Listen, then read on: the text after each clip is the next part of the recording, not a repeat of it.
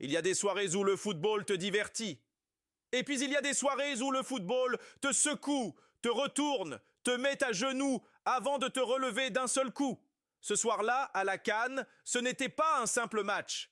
C'était un test de nerfs, un examen de caractère, un bras de fer psychologique. Parce que oui, la Côte d'Ivoire était menée 2-0. Oui, 2-0. Par le Gabon. Répétez-le lentement. La Côte d'Ivoire, menée 2-0 par le Gabon. Un scénario que personne n'avait vu venir. Un scénario presque irréel. Dès les premières minutes, on comprend que quelque chose cloche. Le Gabon ne joue pas pour faire de la figuration. Le Gabon joue pour choquer, pour bousculer, pour faire douter. Et au centre de la tempête, un homme. Le gardien ivoirien Lafont. Une soirée cauchemardesque, une soirée à oublier ou à montrer dans toutes les écoles de football comme contre-exemple. Le premier but encaissé, une mauvaise prise de balle, un geste mal assuré, une hésitation fatale. Le second, une sortie incompréhensible, un pas en avant, un pas en arrière, une chute et le ballon au fond. Le stade n'y croit pas. Les supporters se regardent, les commentaires s'enflamment. Et pendant que tous les regards sont braqués ailleurs, pendant que la Côte d'Ivoire lutte avec ses propres démons, le Cameroun lui aussi tangue un instant. Un silence, et puis le choc. Le Cameroun est mené 1-0. À ce moment précis, plus personne ne comprend vraiment ce qui se passe. Les tableaux de classement se rafraîchissent sans cesse. Une minute suffit pour tout bouleverser. Le Mozambique passe devant. La Côte d'Ivoire recule. Le Cameroun chute. Puis l'instant d'après, tout s'inverse à nouveau. C'est un ascenseur émotionnel permanent, un vertige collectif, une CAN où personne n'a le temps de respirer. Les supporters calculent, les journalistes recomptent, les joueurs, eux, jouent avec la pression au ventre. Parce qu'ici, un but n'est jamais qu'un but. C'est une qualification, une élimination, un destin qui bascule. Voilà la CAN, dans sa version la plus pure, la plus brutale, la plus cruelle. Pendant quelques minutes irréelles, 3 nations sont premières, tour à tour. 3 pays, 3 espoirs, 3 rêves qui se croisent sans jamais se toucher. Le Mozambique y croit, la Côte d'Ivoire doute, le Cameroun résiste. Et puis, au cœur de ce chaos, à Douala, un stade qui gronde, une tension palpable, un peuple qui refuse de tomber. C'est là qu'un homme se dresse. Kofana, il ne parle pas, il n'agite pas les bras, il ne cherche pas la lumière, il prend le ballon, il regarde le but et il frappe. Une frappe venue d'ailleurs, une frappe qui n'obéit plus aux lois du match, mais à celles de la volonté. Le ballon fuse, le temps se fige, le filet tremble, explosion, le stade s'embrase, les bancs sautent, les calculs s'arrêtent. Ce n'est pas qu'un but, c'est un cri de survie, un refus de mourir, un message envoyé à toute l'Afrique. Le Cameroun est toujours là. Ce but-là ne remet pas seulement une équipe dans un match. Il remet un pays dans la compétition. Il rallume une flamme qu'on croyait vacillante. Et soudain, tout redevient possible. La CAN reprend son souffle. Juste un instant, avant de replonger dans sa folie. Parce qu'à la Coupe d'Afrique des Nations, rien n'est jamais stable, rien n'est jamais acquis. Et surtout, rien n'est jamais fini. Et pendant que le Cameroun se remet à respirer, pendant que Douala explose et que le chaos continue de régner sur les classements, la Côte d'Ivoire, elle, s'accroche. Juste avant la pause, au moment où le doute est le plus profond, au moment où les jambes sont lourdes et les têtes déjà ailleurs, Crasso surgit, une action, un ballon qui traîne, un geste juste et le filet tremble. La Côte d'Ivoire réduit l'écart, 1-2. Ce n'est pas encore une délivrance, ce n'est pas encore un soulagement, c'est simplement une lueur. Un de ces buts qui ne gagnent pas un match, mais qui empêchent une équipe de sombrer totalement. Le coup de sifflet de la mi-temps retentit. Et là, un silence étrange s'installe. Dans les tribunes, sur les bancs, dans les regards. On sent quelque chose d'indéfinissable. Comme une équipe qui joue, mais sans y croire vraiment. Comme un groupe qui se bat, mais sans révolte. La Côte d'Ivoire paraît résignée, presque absente. Comme si, au fond, elle avait accepté l'idée de ne plus maîtriser son destin. Parce qu'à cet instant précis, les chiffres parlent, et ils parlent froidement. Si les scores restent ainsi, la Côte d'Ivoire n'est plus première. Elle glisse, elle chute, deuxième, ou pire, troisième. Et à la CAN, cette nuance est capitale. Parce que deuxième ou troisième, ce n'est pas qu'un classement. C'est un chemin différent, un tableau plus cruel, des chocs prématurés. Tout peut basculer en 45 minutes.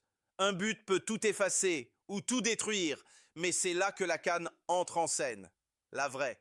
Parce que la Coupe d'Afrique des Nations n'obéit jamais aux logiques rationnelles. Elle se moque des calculs. Elle piétine les scénarios écrits à l'avance. La CAN aime voir les certitudes se fissurer. Elle aime les équipes qu'on croit mortes. Elle adore les retours impossibles. Elle vit pour les renversements de situation, pour les renaissances inattendues, pour ces histoires qu'on n'oserait même pas écrire tant elles semblent irréelles. Et dans les vestiaires ivoiriens, à cet instant-là, personne ne le sait encore. Mais le match n'a pas livré son dernier mot, deuxième mi-temps. Et soudain, le décor change. Les mêmes joueurs sont là, mais l'attitude n'est plus la même. Il y a plus d'intensité dans les courses, plus de rage dans les duels, plus de conviction dans chaque ballon touché. Les changements arrivent, des choix forts, du coaching assumé. Et là, on le sent. Ce match n'est plus en train de mourir. Il est en train de renaître. Les minutes s'égrènent, le Gabon recule. La Côte d'Ivoire avance, chaque centre devient une menace, chaque coup franc fait retenir le souffle. Le stade gronde, pousse, réclame, et puis, 84e minute, le moment que seuls les grands matchs offrent, Gessan surgit, au bon endroit, au bon moment, une tête, sèche, puissante, imparable. Le ballon transperce l'air, le filet tremble, et le stade explose. 2-2, plus qu'un but, un cri de libération, une déflagration émotionnelle. Le Gabon vacille, les jambes deviennent lourdes, les regards se croisent inquiets. La Côte d'Ivoire, elle, sent le sang. Et quand une grande équipe sent le sang, elle ne s'arrête plus. Le chronomètre file, 90 minutes sont dépassées. On se dirige vers le temps additionnel. Et à la 91e minute, le football bascule une dernière fois. Touré, à peine entré en jeu, encore frais. Encore lucide, une occasion, une demi-seconde, une frappe, le ballon fuse, le silence dure une éternité. Puis, but, 3-2, le coup de grâce. Le stade devient fou, les joueurs s'effondrent. Les bancs explosent. Remontada, une vraie, une pure, une remontada à l'ivoirienne, de celle qui te rappelle pourquoi tu aimes ce sport, pourquoi tu supportes, pourquoi tu souffres. Le coup de sifflet final retentit. Et avec lui, la vérité des chiffres. Classement final, Côte d'Ivoire première, Cameroun deuxième, Mozambique troisième, Gabon éliminé, mais tout le monde le sait déjà. Ce soir-là, ce n'était que le début. Et une fois que la poussière retombe, une fois que les cris se taisent, que les célébrations s'essoufflent et que les éliminations font mal, une seule question reste suspendue dans l'air. Et maintenant, on ne parle plus de calcul. Plus de classement provisoire, plus de si jamais. Maintenant, c'est acquis tout double. Bienvenue dans les huitièmes de finale, là où la CAN change de visage, là où chaque match devient une frontière entre la gloire et l'oubli. Et là, accrochez-vous. Parce que ce qui apparaît sur le papier n'est pas un simple tableau, ce n'est pas une liste d'affiches, c'est un champ de bataille, un terrain miné, sans retour possible. D'un côté, un chemin où chaque pas est déjà un piège. Mali, Tunisie, un duel de caractères, de nerfs, de cicatrices anciennes. Sénégal, Soudan, la puissance face à la résistance, la maîtrise face à la discipline. Égypte, Bénin, le poids de l'histoire contre l'insouciance. Salah et tout un peuple face à une nation sans complexe. Côte d'Ivoire, Burkina Faso, un derby d'Afrique de l'Ouest, des voisins, des rivaux, un match qui ne se joue jamais calmement. De l'autre côté, le chaos à l'état pur. Afrique du Sud, Cameroun, un choc qui sent la poudre dès l'échauffement. Maroc, Tanzanie, le favori face à l'invité dangereux, le genre de match qui punit la suffisance. Algérie, Congo, un duel explosif. De la technique, de la vitesse, de l'orgueil. Nigeria, Mozambique.